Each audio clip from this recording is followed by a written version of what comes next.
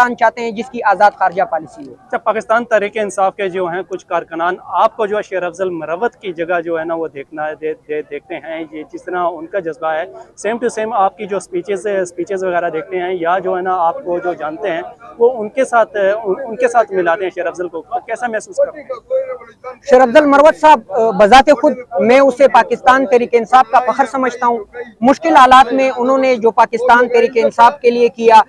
9 मई के बाद हमारे पूरे लीडरशिप को जिस तरह गलत केसेस में, बेबुनियाद केसेस में गिरफ्तार किया गया या हमें मजबूर किया गया कि हम ग्राउंड से निकल जाएं, जिस तरह आज हमारे मुराद सईद साहब मजबूरन ग्राउंड पे आपको नजर नहीं आ रहे, कासिम सूरी साहब मजबूरन आज ग्राउंड पे नजर नहीं आ रहे, तो इस खला को उस मुश्किल वक्त में शेर अफजल ने पुर किया। हमें उम्मीद है शेर अफजल मरवत जो है वो पाकिस्तान तहरीक इंसाफ के लिए और इमरान खान के लिए और इस मुल्क के लिए हमेशा वही कुर्बानी देगा जो उन्होंने 9 मई के बाद पाकिस्तान तहरीक इंसाफ के तंजीम के साथ।